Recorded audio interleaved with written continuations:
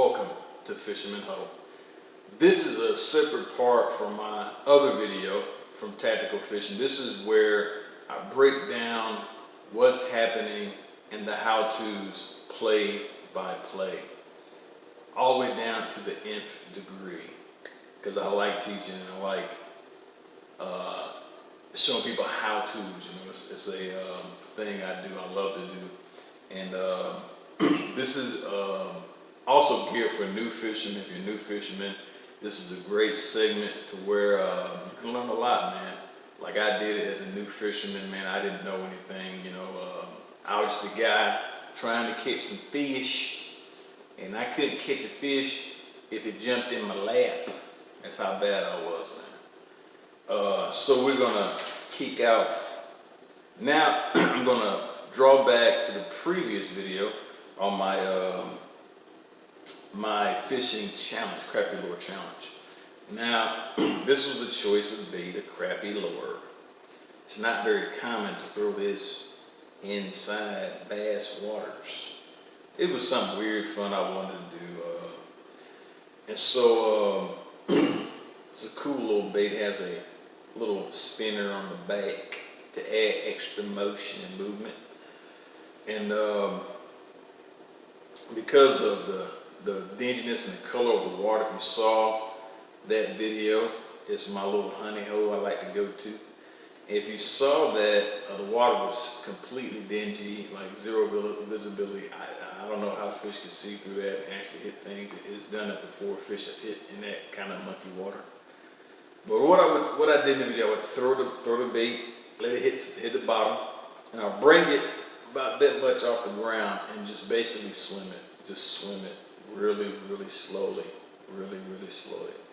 And that's simple. Just swim it really, really slow. Especially with this cold weather, you want to move your baits really, really slow around these parts. Moving on. Now I love this. I don't know why, man. It's just something about throwing a frog, man. And I said, man, you know, it'd be something wacky. Let me throw something like off the wall, man. Let me throw a frog in the wintertime. And so I put this on a wide gap hook, weighted, and I basically threw it out, let it sink to the bottom, and I was just moving like a frog at the bottom. And I would let it sink, like an underwater frog, man. I would just pop it, 1, 2, 2, let it simmer. I won't break it too far off the surface, off the bottom of the surface. Just pop it, let it sit. Just pop it, let it sit. Pop it, let it sit. And that's what I did. And if you didn't notice, it's a power bait. You might want to try it. I wouldn't recommend trying it in the wintertime. It might be fun, you know. It's a power bait frog. The motion is really cool in this bait, and I was like, wow. If you watched the video, I was like, wow, that's some really good movement. I plan on putting this in my repertoire, you know, in my frog, you know, so that'd be cool. Moving on to the previous video. If you saw the previous video, I did have a shad. This is a Strike King. You know, I did have a shad, a red-eye shad. That's the bomb, man. The shad, I like lipless crankbaits. I love lipless crankbaits, man. They're just so cool to use. Especially this time of the year. You know, it's real cold. The fish don't want to move too much. It's a perfect bait to use. You know, it resembles a floundering, dying fish. You know, and how you would use this is, you know, you grab it down, let it sink to the bottom, and you would grab it down, let it sink to the bottom, and you would jerk it. It would go in like a little movement down. Jerk it, movement down, jerk it. And you keep it about this much off the bottom. You jerk it up, let it down. Jerk it, down. Just move it like a little. Just remember, the key thing is moving these baits like they're real live creatures, man. That's how you catch the big fish, man. You move it like it's a frog, you move it like it's a fish, you move it like it's a worm. You want to move it and resemble what these fish see at the bottom. And moving on, I'm a fish guy, man. I gotta throw a fish. I gotta do it, man.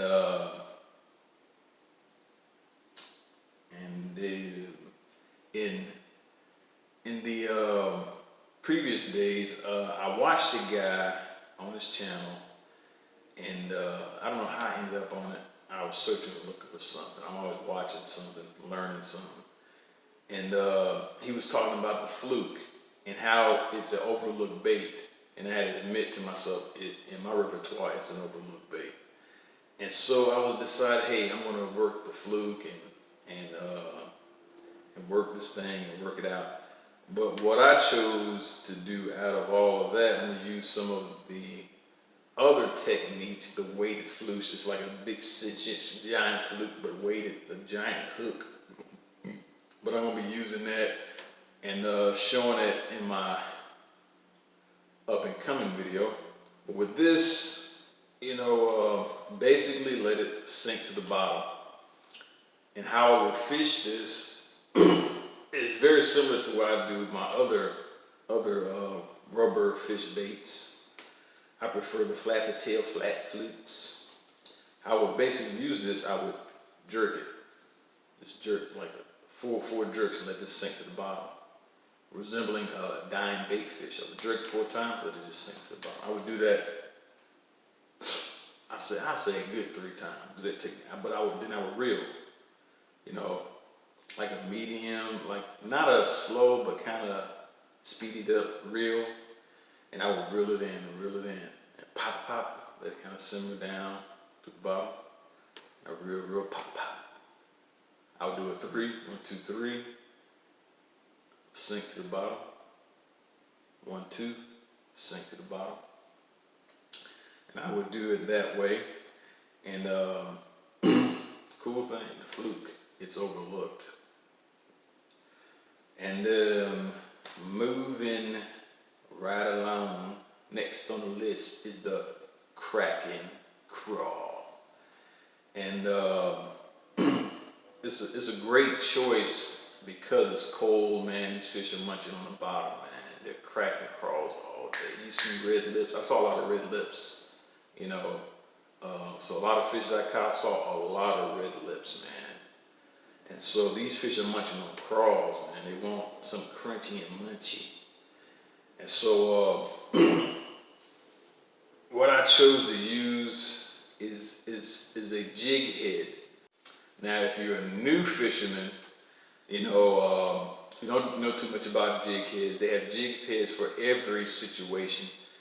This one is a football jig, and the one I used in the video, in my fishing video, was more for cover. But you can look up jig heads for different type of situations and different things like that. But the jig head I was using was for cover. You can look that up and find that. It was basically getting it out of cover, sticks and twigs, and not getting hung up. And this keeps it from getting hung up, sticks and twigs and different things like that. But I just basically let it sink to the bottom, move it like a craw. Like I said, it's all based upon movement. How you move these baits based upon the fish's reaction or non-reaction. And so it sank to the bottom, and I would just barely, I wouldn't take it off the ground, I would twitch it. Just let it. And that's based upon experience, practicing, trial and error, and things like that. Working the bait and learning how to move these baits will get you those fish. And so we're gonna move right along. And I almost forgot this Guggen baits, man. And I mentioned, you'll be seeing a lot of Guggens stuff used in my video because I'm supporting a guy I like, John B, man. Cool guy. I watched him for like 2 years, man. I enjoy his films and how he does his videos. It's so cool and retro, man. It's cool. Check him out. Guggen baits, the Kraken Craw, pure passion. You get that passion in life. And right along, moving to the thing that I would love to toss over my shoulder and completely forget about. I would never want to use it ever again if I could use something else. But in my fishing career, man, 3 years, the one thing that has got me the clutch, that has brought fish in, I've used crankbaits, lipless crankbait, frogs, but the one thing that always gets the fish, and it's important, you know, you want to get your setup, man. If you're new fish, you want to get your setup, you know, I would say ground and pound. Get, you know, a Kraken Craw or creature bait for the ground for winter, summer, spring. And I would get a worm, you know, depending on the fish mood, you know, if they want a traditional Texas rig style setup worm, you can watch, see other videos on that.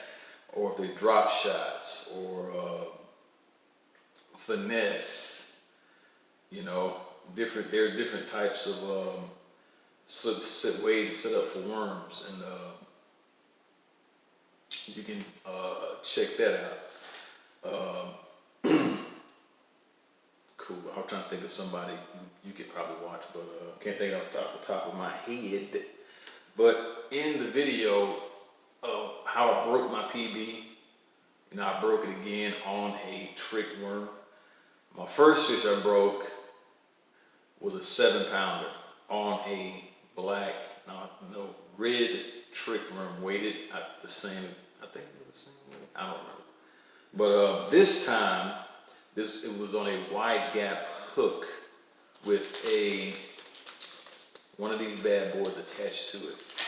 And like I said, you know, you basically move it as realistically as possible, man. Because it'd be kind of weird if you're moving a worm, you know, just constantly. But if you just, like I said, you know, like how I use it, I just let it throw it out, let it sit for a little bit. You know, let the fish kind of see it. I would move it slow, just to pop, pop, pop, pop. Sometimes I give it a little more action. Because at the bottom, I just kind of wiggle it, a little bit. Not too much. Like I said, based on experience, man, how you move these baits and everything. And like I said, I hate it. I wish I can do that to worms, but unfortunately not. It's a clutch. Also, again, Kraken baits, man. This is the swim shake worm, pure passion. Passion, you gotta have that, like I said.